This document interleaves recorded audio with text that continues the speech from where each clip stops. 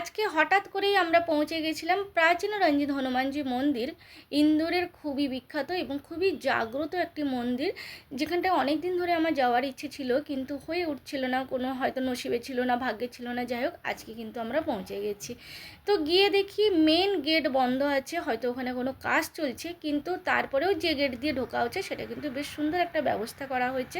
তো চলো। जय हनुमान ज्ञान गुण सागर जय कपीस तुम लोग उजागर रामदूत अतलित बलधामा अंजनी पुत्र पवन सुतनामा महावीर विक्रम बजरंगी कुमति निवार सुमति के संगी कांचन वरण वर शिवेश कानन कुंडल कुंचित केश हाथ वज्र ध्वजा विराजे कांधे मुजने उषाजे शंकर सुवन केशरी नंदन तेज प्रताप महाजगवंदन विद्वान गण गुणी अति चातुर राम काज करिवे को आतुर प्रभु चरित्र सुनिवे करो सिया राम लखन सीता मन बसिया सूक्ष्म रूप धरि सिंह दिखावा विकट रूप धरि लंक जरावा भीम रूप धरि असुर संहारे रामचंद्र के काज संहारे लाए संजीवन लखन जिया श्री रघुबीर हर्षु लाए रघुपति की नी बहुत बड़ाई तुम मम प्रिय भरत सम भाई सहस बदन तुम जस गाय अस कई श्रीपति कंठ लगावे सनकादिक ब्रह्मदि मुनीषा नारद सारद सहित शयम कुबेर दिक्पाल जहाँ ते कभी कभी कहीं सके कहाँ ते तुम उपकर शुक्र बन के ना राम मिलाए राजपद देना तुम रे मंत्र विभीषण माना लंकेश्वर भय सब जग जाना जो सहस्र जन पर भानु लील्यताये मधुर फल जानु प्रभु मुद्रिका मेले मुख माही जल दिलंदि गया चरज नाही दुर्गम का जगत के जेते सुगम अनुग्रह तुम रहते ते राम द्वारे तुम रखवारे होत न कभी न पछारे सब सुख लेने तुम्हारी शरण तुम रक्षस काहू को डरना आपन ते सम्हारो आपे तीनों लोग कांपते कांपे भूत पिशाच निकट नहीं आवे महावीर जम नाम सुनावे नासे रोग हरेश पीरा जपन निरंतन हनुमत बीरा संकट ते हनुमान छुड़ावे मन क्रम वाचन धन जो लाभे सब परम तपस्वी राजा तिनके का सकल तुम साजा और मनोरथ जग कोई लावे सही अमित जीवन फल पावे चारों जुग प्रताप तुम्हारा है प्रसिद्ध जगत जियारा साधु संत के तुम रखवारे असुर निकंदन राम दुलारे अष्ट सिद्धन निधि के दाता अश्वरी दिन जानकी माता राम रसहन तुमरे पाशा सदा रहो रघुपति के दासा तुमरे भजन राम को पावे जन्म जन्म के दुख विसरवे अंतकाल रघुबर पूर जाई जा जन्म हरि भक्त काई और देवता चित्त न धरई हनुमत से सर्व सुख करई संकट काटे मिटे सब पीरा जो सुमेरे हनुमत बाल बीरा जय जय जय हनुमान गोसाई कृपा करो गुरुदेव की नाई जो सदबार पाठ कर कोई छुट्टी बंदी माँ सुख होई जो ये पढ़े हनुमान चालीसा सीधी सखी गौरीशा तुलसीदास सदा हरि चेरा कीजिए ना हृदय में डरा। जय बजरंगबली। একটু হনুমান চালিসা পাঠ করার চেষ্টা করলাম, তবে হ্যাঁ আমি জানি অনেক ভুল ত্রুটি হয়েছে। যাই হোক, রাস্তায় আসার পথে মা অন্নপূর্ণা মন্দির পড়েছিল, সেখানেও দর্শন করে তারপরে অবশেষে বাড়ির দিকে। আর হ্যাঁ, একটু কেকও কেটেছি।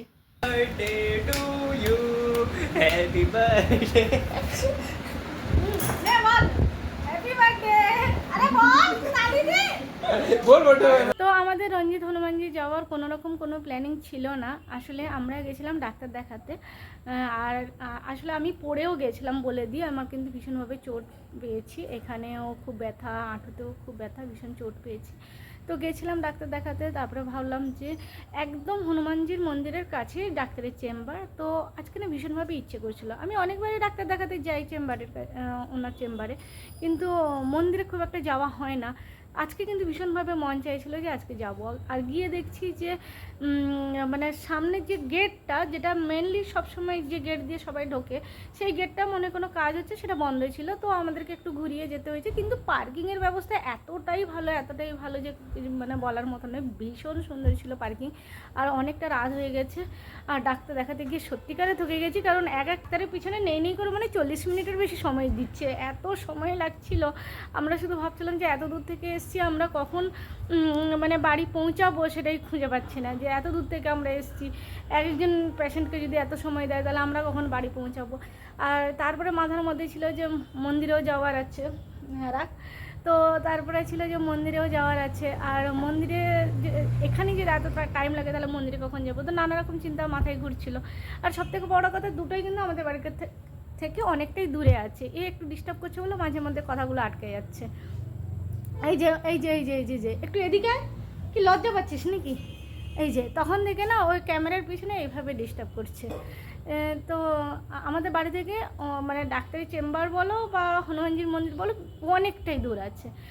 তো আমি ম্যাক্সিমাম ক্ষেত্রে না এখন আমি যেটা করি, অনলাইনে ওষুধ মাগিয়ে নিই, কিন্তু অনেক দিন যাওয়া হয়েছিল না, তো ভাবলাম একবার গিয়ে ডাইরেক্ট কথা বলি, যা প্রবলেম যা কিছু। তো যাই হোক, এই হচ্ছে কথা। তো তোমাদের সাথে শেয়ার করতে পেরে ভালো লাগলো।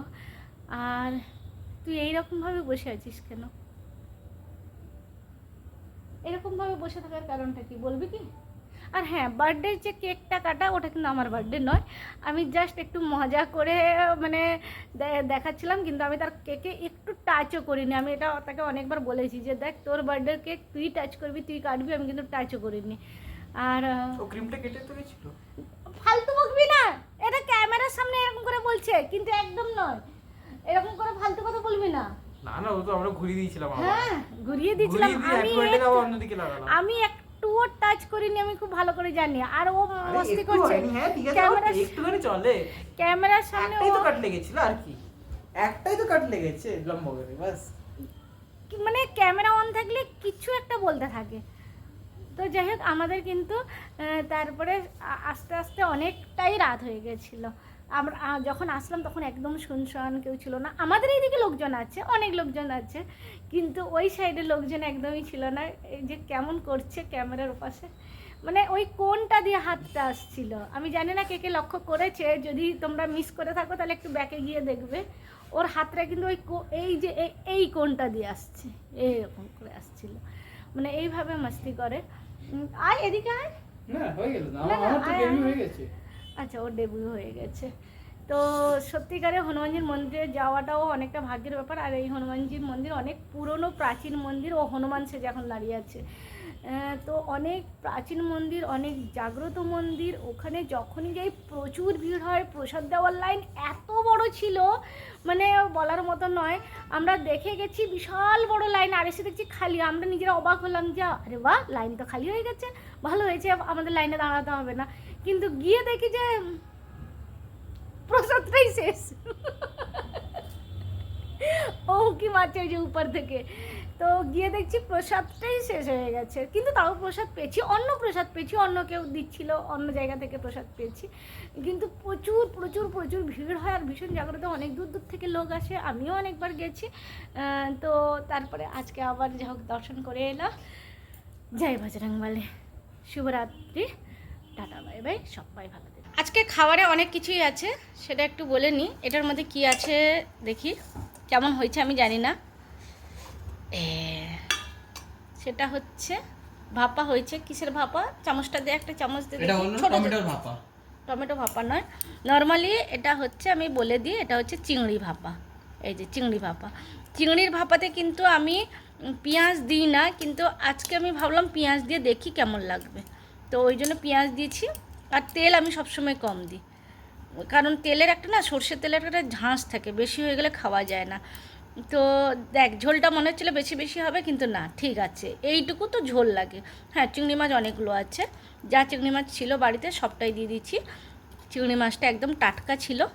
তো চিংড়ি মাছের ভাপা, তার সাথে আম, তার সাথে আছে গিয়ে এটা মাছের ঝাল। আজকে কিন্তু উচ্ছে দিইনি, আলু বেগুন দিয়ে ঝাল করেছি। আর আরও আছে, আজকে অনেকগুলো তরকারি হয়েছে। আর ওখান থেকে বার কর। আর অল্প ঢেঁড়স ভাজা। তো মোটামুটি ভালোই আছে, আরও আছে অল্প স্বল্প, কিন্তু সেটা আর দেখালাম না। আর এটাতে ভাত আছে, এই যে। তো আজকে রাত্রের মেনু হলো এটা। কিন্তু চিংড়ির ভাপাটা সত্যি আজকে খুব সুন্দর লাগছে, কিন্তু খেতে কেমন হয়েছে এখনও জানি না। জাস্ট এইমাত্র খুললাম, টেস্ট করে দেখবো যে কেমন হয়েছে। রসাও রাখিনি, একদম নামমাত্র। কাঁচা লঙ্কাও আছে, ভেতরে আছে। চলো টাটা, বাই বাই, শুভরাত্রি, খেয়ে নিই।